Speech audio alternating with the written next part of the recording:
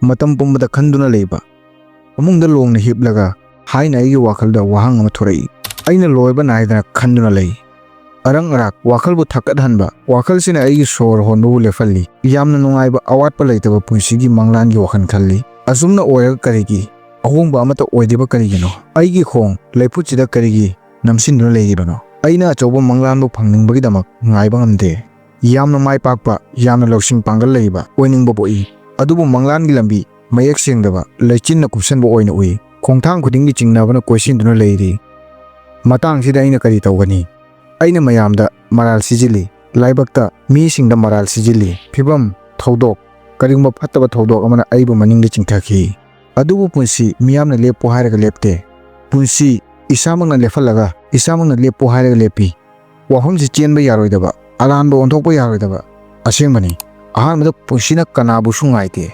nungtigi wakhalda anowa asa amaga loinana thamoi sengna thabak tawgadabani ani subada hakchangbu luna tawgadabani nangna mayamdagi sonthana natraga naduna mayamdagi sonthana leirabadi mayamdi namangdagi kakhigani adubu nangdi mapumdudagi hengdatpa ngamdana lehogani ahum subada nangna nasagi manglan semdrabadi atopa kanagumba amana maki manglanbu sembagi damak atopa kana amabu nangi mapumda sinjinduna thamkhigani mari subada nangi pandamgi thabak kana su taktana nathomta taw harawa nathomta pungdu maramdi atopa kharana migi harawa butu kaibada nuaiba oi manga subada haukraba matambu ningamdaba tawganu mangondagi tamlaga mangda karasi taruk subada kanana su nangbu maru oina laude numit khudingi akanba lousing leiba chawkhatpa oinabagi damak amuka hena hotnaba henkathalu tare subada wakhal charang naba purakpa wakhal bu chang naina thammu chang naiba wakhal punsida khudong chadaba kayabu maithi enmangammi warisi punsida yamna maru oi mayamna video si marakta thadokpa tawbiganu wakhal bu pukning changna loiba phawa tadragadi warisi gi asengba wahantok seranana chatpa oigani wakhal amata oibagi hainabi leitaba mina warisi bu tabiganu mayamna video si bu mapung phana yengdrabasu analytics da khangmami wari ama mapung phana sembada matam changdaba nate isagi maru oiba thabak kaya kaithokpasu yaudaba nate video si mayamgi like subscribe ki oina maru oina semba nate punsibu ahongmu purakpa wakalbu semgatpagi semba channel ni ayamba video sing mapung phana yengnade maramsina video makhatana sembada wakal hanthabasu polaktaba nate channel sida yauriba wari pumba sumtana tana marakta kanadabani khalakpasu yai adubu mayamna pukning changna mapung phana taraba tungda soidana punsida ahongmu purakani haiba aina sungsoi soidana thajei wakalbu mathomda thadokna thamlawadi thabak tawandrabadi akibagi macha pokpam sang oiri magna wahang hangba haurai kari oigani ai maithirabadi magna hanjinna maithiba yaraktaba matik chade haiduna intorakpa thodoksimbu hanjinna ningsinghalli nakal amaromda misak khara amana makoi chatli hogatli amuk nanthai amuk maithirabasu ninghanaba tawde mangondasu akiba sonthaba leitabana mak lepanate maraksida mi khara amana makoigi chayenaba wakhalgi marakta leisinduna lei makoina hai atopa numit ama lakani mak manglan di sagatli adubo manglan kedungda mapung phan mangamde mak honaba pami adubo kedungda honnade matam amagi matungda makna masama put thingduna leikibana maki pusida oheningdaba awaba nungaitaba singbu mayoknaba tarai matang sida isamakta wahang ama hangadabadi ai hujik khallibra nantraga tawribra ai matang chaba matambu ngairibra natraga matambu aina semlibra nangna hingiba punsi amadi nangna panliba punsi anisigi marakta khetnaba punsina matamna nate sibu thabang semdokani mangda kabagi phirebni lambi mayek sengdrabasu maipakpo oithokta boina khallabasu maipakpa mangmangna phangde thabak tawna maipakpa phangi punsi nangini loinana ngaiduna leiriba lambisu nangini karomda chatkani nangna lepada phirebni punsibu hongdoba pamlabadi ahanbada ihan hana isampu hongdopa changi nangi manglan kayagi matik chawrabasu manglan dugi damakta nungti karisu tawdrabadi si manglan nate suknatagi wakhalni ngasigi warisida khungangi nupa macha ama khungangda karisu tawdana achauba manglan sagatuna lerami maki manglan chawrami adu mak manglan dugi damakta karisu thabak toramde maki laibakta tainei punsigi awaba lakotagi cheli matam khara matung makna lousing leraba ahal amagi lousing phangki lousing leraba ahalna makpu punsigi maru oiba lousing taret khak takpikhi Lousing maki pusibu pumhong khongdo hanki icham chamna leramba maki pusi Maipakpagi mamal yamlaba Lousing phangduna punsida mithoi mihen oiki punsida panduna leibawu thadokduna manglomda kaba pamlabadi ngasi warisi mupung phana pukning changna wakalbu amata oina chingsillaga loiba phawa tabiu warisi khungangda leiba nupa macha amagi warini magna manglan thammi mak achouba mi ama oibagi makidamak mateng pangbinaba kanasu leramde sel thumgi awatpa yamna oirami nupa macha si apikpu khungang amadagini maki mama mapa apikpu hingol amada thabak suduna nongmagi chara tanduna hingbu punsini nupa macha si dikedonda thabak suwa pamlamde achouba manglan khanba achouba mi oibagi wakal khanbada yamna nungaiba poklami adubu makna kaidonda thabak suwa pamlamde numit ama mapana hingkoldagi wana halakpa matamda macha nupana nungaina khongnang pambi amagi makhada hiptuna wakal khanduna leibubu urami macha nupagi mataudu ubada mapana hai nangna karigi matam pumbada khanduna leiriba karigino nangna punsida karigumba ama phangninglabadi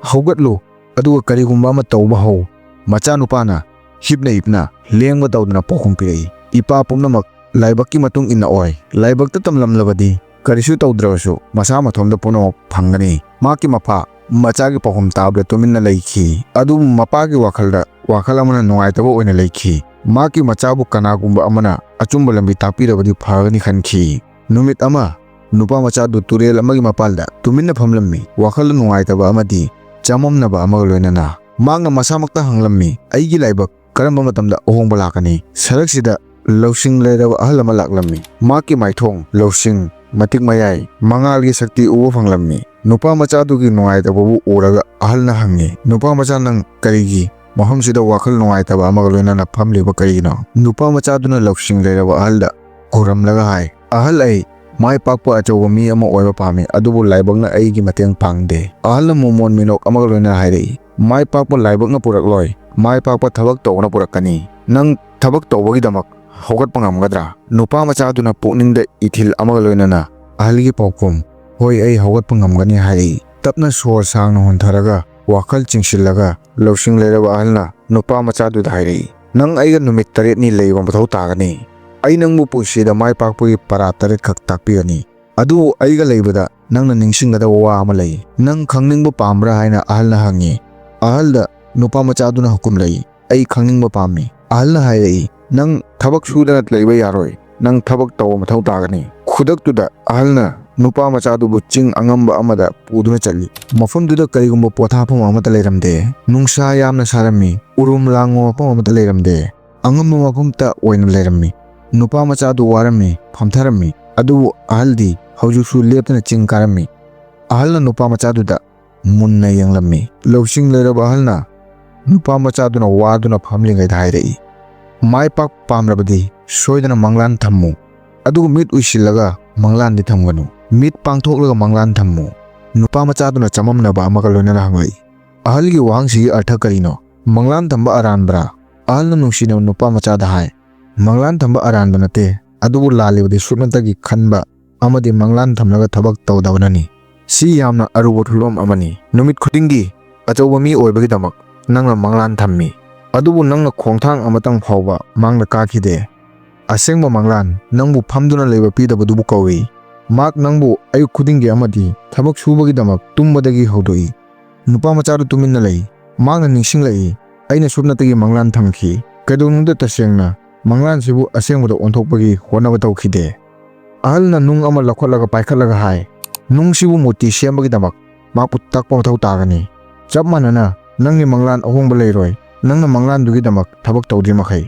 nupa machaduna makong nanthaduna masamakta wakal chingsinduna yengi magna Maipakpagi ahanba niyom khanglammi manglan thammo adu mit pangthoktuna isubada matam pumbada honaba leptabani ani suba ayuk numitna tholaktingai mangda ahalna nupa machadu langnaba kawi numitna tholakpaga loinana aingba nungsisu liri silammi Lousing leiraba ahalna nupa machada yathangpi ngasi nangna sida taduna leiriba nung chamasi chingdolda puduna chatkadabani nupa machadu ngaklammi magna hai sidi kanadaba thabakni aina sidagi karisu kanaba phangloi maram leitaba thabakni Lousing leiraba ahalna ingtamna noklammi aduga hai thabakta apikpa achouba haina leite Asengba para isabu ithau chilna thambani wakhalbu karisu tawdana mathomda thamlabadi atanba akiba thajadabagi wakhalna macha pokthorei yamna tanna nupa machaduna nungdu thangatpa howi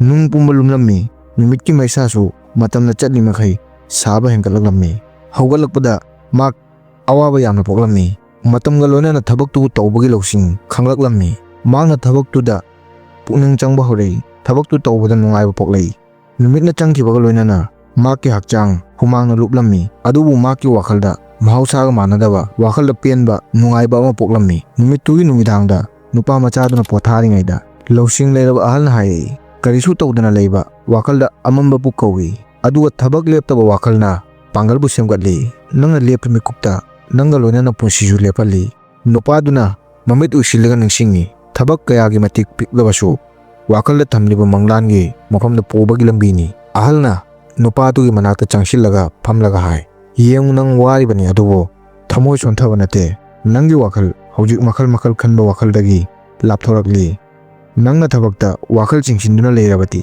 akiba wakhal maithiba wakhal thajadabagi wakhal khanbagi nangonda matam leiroi nupaduna karisu haidana ahali wadu lawsilli hojik mangna khangle mathomda karisu tawdana leiba pusida maithiba purakpagi lambini ahumsuba parati ngaiba tammu maipakpa tapna tapna lakani ahalna pambigi charana thanba thumbok ama piduna nupadubu hingolda purei ahalna yathang tawi pambigi charasibu hingolsida thaw aduga numit khudingi ising chaigadabani nupaduna pambidu thaduna ising chaiba howi sandhya tarakpa matamni yamna yengningba amaga loinana pambigi charado yengaba hingolda nupa machadu laklammi pambidu chawkhatpagi wakhalda adubu pambidudi karisu ahongba leiramde mathangi ayu pambiduda hanna ising chairami pambiduna ahongba ama lakani khanduna munna yenglammi adubu karisu ahongba oramde mathangi ayukta nupaduna pambidi ising chairami maki wakhal nungairamde nupaduna ahalda ha numit ahum pumbasi pambi sida ising chaiduna thabak tawri adubu karisu ahongba lakte si kanadabda matam manghalibani ahalna mumon minok amaga loinana hairei pambi asugyangna kaidongda chawkhatte maipakpagi lambisu chap manai nangna pambibu thabaga maki mahai phangde nupa machaduna ihan hana ningsinglammi ai matam pumbada karigumba amabu yangna phangningki ngaiba yaudana ahalna nupa machaduna ningsinghalli ngaiba sunatagi thabakpu mapung phanbagi nate ngaiba leptaba achumba lambida thabak tawbagini wakhal sonthaba tawdana marisu parada kaidongda tamsinba leploidabani marisuba numitki ayukta alna nupaduda athaba lairik ama pirammi lairiksi matamga loinana maki chena yamna mantharammi machu koktharammi adubu lairiksida aluba losing yauri nupaduna hairei ai lairik paba pamde lairiksina kari tawnagani ai thabak suba tamli sina yaroidra ahalna tamna hairei nangna karamna karigumba ama tambadagi nanthoknaba honarabadi karamna chawkhatkani maipakpa karigumba panthung amagi maramda nate si leptana tamsinbagi lambini nangi hakchangna chinjak mathau tabagum nangi wakhalna lawsinggi mathau tai yamna atanba amaga loinana nupaduna lairik paba howi mangna ahanbada lairikki lawsing singbu kanadabani khalammi adu leptana pabadagi lawsing singdu makki kokta leirammi mangna lairikki achumba lawsing singna punsida nungaiba lambi kaya ama phanglammi lairikki page khudingmakna pusigi alotpa asengba singbu puthoklammi matam khara matung makki wakhal honglammi hojik mak wakhalda karigumba anauba ama tamningbaga loinana atopa lairik singsu thijilammi loinana lawsing leiraba ahalda aluwa wahang kaya amasu maki wakhalda tholaktuna hanglammi kaidonungda tamsinbagi aroiba panthung leite tamba toknabadi chawkhatpusu lepi usigi awaba nungaya pumbada thengnaba mi pumbana karigumba ama soidana tamba phangi manga subada maithibadagi kiba tawdana mangondagi tambani manga suba numitni lawsing leiraba ahalna nupa machadubu awang pambi amagi manakta puduna chatli ahalna yathangpi pambi sida kakhatlo nupaduna pambi duda kaba hawi adubu khara kakhatlaga pambi dagi nantharai sauningba amaga loinana nupaduna laurai magna hai sigi pambi si karisu kanadaba pambi ni nupa machadugi matau uraga ahalna noklaga hairei tharabagi tungda aikoi saude saubagi mahutta aikoi karigumba ama tamba phangi maithibana tai nangna karamba mafamda asoiba tawkhiba nangbu punsigi yamna achawa para takpa ngamba lambini nupaduna ahalgi wa taraga amukhanna kakhatnaba honai nanthai adu tokthok laga khanba torande Loirakpada magna pambi kabada yamna laina kaba tamlammi. Maipakpa haugatpadagi tokpada leite. Hanjin haugatpadagi maipakpa phangi. Taruk suba parada pandamda wakal amata oina chingsinbani.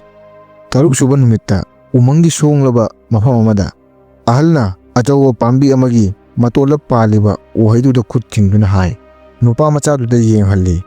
Ahalna nupaduda ten amaga tenjay amaga pirammi. Aduga hai haisida ten kaptana hi'o. Nupaduna haiduda tenjay onsilli. Tangsida nupa machadugi wakhalda thajadaba maithiba tengi arumba marakta leiba mana masingna thingani haibagi wakhalna ithak kakhatba hori. Siga loinana magna ten kapi. Magna haiduda panma ngamlamde.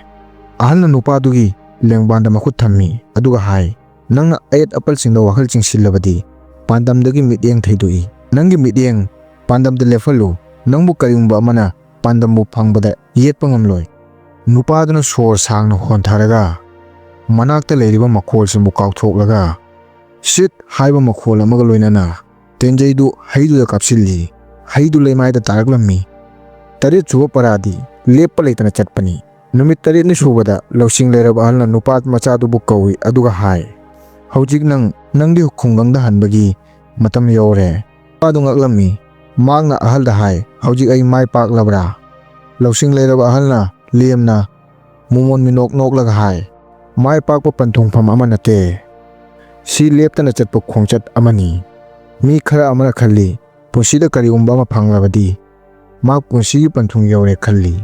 Adubu asengma maipakpa lepa leitaba mi adunata phangba ngammi. Nupaduna ahalgi wadu yamna munna tai. Nangna khangi karisu tawdana leiba karisu phangde. Numit khudingi karigumba anauba ama tammo. Numit khudingi khongthang ama mangromda thangjillu. Kaidonungda lepkanu. Si maipakpagi taret suba pumnamaktagi maruoiba parani. Kaidonungda karisu tawdana leiba tawganu. Nupaduna Lousing leiraba parasi khanglaga maki wakhalda wahang ama poklai. Nupaduna ahalda hai ahalna maipakpagi para taret takpire. Adu parasi kanagumbana mapung phana pangthoklabasu maipakpa phangrabadi kari tawni. Nupa machadugi wahang tabada ahalna nungsina paukum pirei. Nangna leptana chatli lamida nanthai amuk haugatli sina takpadi nang isamukpu akanba semli. Karigumba nangna nangi targetta yungba ngamde hanjin hotnai. Yungba ngamde simak oirabasu nangna ngasi pandambu semlibani. Maithiba supnatagi marol amani. Asengma maithiba lambida chatpa lepana oihalli. Nangna lepte makhai nang maipakpa oiribani. Matam amada pambigi makhada atanba nupa macha ama oina leiramba. Magna khungangda halakpa matamda makpu mayamna khangba ngamdaba oirammi. Ngasi chahi kaya matung magna makhoigi hingkolda yamna chawna sel talammi. Magna atopa misingda Lousing taretse sandoklammi. Mak ayuk ngana haugatlammi. Atanba yaudana thabak surammi. Ngaiba kanbabu marup semlammi. Lousing bu talammi. Karisu tawdana kaidonungdam kanadabada matam mahalamde. Tam kharagi matung mak khungangi punamoktagi maipakpa mi oirammi. Maki arotpa maipakpagi maramda khungangi misingna hangbada mak icham chamna mumon minok ama noklaga hai. Kaidonungda karisu tawdana leiganu. Nangi sorna holi makhai hotnaba leploidabani. Maipakpa leptana chatpa mitana phangba ngammi. Mit pangthoklaga manglan thammu. Atanba thadoktuna thabak taw loiba naidana tamsillu. Mangda kakhatlu pandamda midyeng thammu. Atai karisu maki arotpa Lousing deiti hairami. Matangsida nupaduna using leiraba ahalna lirakpa wari ama khungangi misingda lirammi. Matam amada nung thugaiba nupa ama leirami. Mak nung thugaibagi thabak suduna pukchak talammi. Numit khudingi magna arumba nung thugaibagi khulai amana achauba nung ama thomlammi. Adubu nungdu lenglamde. Mak kanaba phangdabana yumda halaklammi. Adubu magna mathanggi numit amuk tokthokpa tawdana nungdu thomlammi. Magna khanki ai nungtigi thomgani kari oirakani khanba tawdana magna nungdu thomi. Ahanba dak macha ama tai ani subo oina thai. Nungdu machet ama kairami. Marfu 38 subada maki khut niklammi. Humangna masa pumba chotlammi.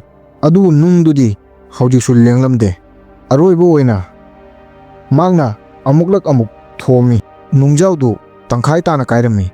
Achatpa misingna uraga ngaklammi. Nungsi amukak thomana kaibra haina achatpa misingna hanglammi. Magna hai natte mamangna marfu 38 lak thakibana ꯅꯨꯡꯁꯤ ꯀꯥꯏꯕꯅꯤ ꯂꯦꯞꯇꯅ ꯍꯣꯠꯅꯕ ꯎꯕ ꯐꯪꯗꯕ ꯄꯥꯡꯒꯜꯅꯤ ꯄꯥꯡꯒꯜꯁꯤꯅ ꯍꯣꯠꯅꯕꯕꯨ ꯑꯁꯦꯡꯕ ꯃꯥꯏ ꯄꯥꯛꯄꯗ ꯑꯣꯟꯊꯣꯛꯄ ꯉꯝꯃꯤ ꯋꯥꯔꯤꯁꯤ ꯅꯨꯄꯥꯗꯨꯅ ꯈꯨꯡꯒꯪꯒꯤ ꯃꯤꯁꯤꯡꯒꯤ ꯀꯣꯛꯇ ꯍꯟꯖꯤꯜꯂꯝꯃꯤ ꯆꯥꯝꯂꯛ ꯊꯣꯝꯂꯒ ꯀꯥꯏꯔꯛꯄ ꯅꯨꯡ 39ꯒꯤ ꯃꯔꯝꯅ ꯀꯥꯏꯕ ꯑꯣꯏ ꯈꯨꯗꯛꯇ ꯃꯥꯏ ꯄꯥꯛꯄ ꯁꯨꯞꯅꯇꯒꯤ ꯋꯥꯔꯤꯅꯤ ꯑꯁꯦꯡꯕ ꯋꯥꯔꯤ ꯂꯦꯞꯇꯅ ꯍꯣꯠꯅꯕꯅ ꯏꯕ ꯉꯝꯃꯤ ꯇꯣꯛꯊꯣꯛꯂꯒ ꯈꯜꯂꯛꯄ ꯃꯇꯝꯗ ꯏꯁꯥꯃꯛꯇ ꯋꯥꯍꯪ ꯍꯪꯉꯨ ꯑꯩ ꯈꯣꯡꯊꯥꯡ ꯑꯃꯒꯤ ꯃꯅꯥꯛꯇ ꯌꯧꯗ꯭ꯔꯤꯕꯔꯥ ꯋꯥꯔꯤꯁꯤꯗꯒꯤ ꯌꯥꯝꯅ ꯃꯔꯨꯑꯣꯏꯕ ꯄꯔꯥ ꯑꯃ ꯑꯩꯅ ꯂꯧꯁꯤꯟꯕ ꯉꯝꯂꯦ ꯄꯨꯟꯁꯤꯒꯤ ꯃꯥꯏ ꯄꯥꯛꯄꯒꯤ ꯑꯂꯣꯠꯄ ꯋꯥ ꯃꯍꯥꯛꯅ ꯃꯥꯏ ꯄꯥꯛꯄꯒꯤ ꯋꯥꯔꯤ ꯂꯤꯈꯤꯗꯦ ꯃꯍꯥꯛꯅ ꯁꯨꯞꯅꯇꯒꯤ ꯂꯝꯕꯤ 8 ꯈꯛꯇ ꯍꯥꯏꯔꯝꯃꯤ ꯂꯝꯕꯤ 8ꯁꯤꯒꯤ ꯃꯇꯨꯡ ꯏꯟꯗꯨꯅ ꯃꯍꯥꯛꯅ ꯂꯦꯞꯇꯅ ꯆꯠꯈꯤ ꯃꯊꯪꯗꯒꯤ ꯄꯨꯟꯁꯤꯒꯤ ꯄꯣꯠꯂꯨꯝ ꯌꯥꯝꯅ ꯂꯨꯝꯊꯕ ꯑꯣꯏꯔꯛꯂꯕꯗꯤ ꯄꯟꯊꯨꯡꯐꯝ ꯂꯥꯞꯄ ꯎꯔꯛꯂꯕꯗꯤ ꯑꯇꯣꯞꯄꯅ ꯅꯪꯅ ꯇꯧꯔꯤꯕꯗꯨ ꯊꯥꯖꯗꯕ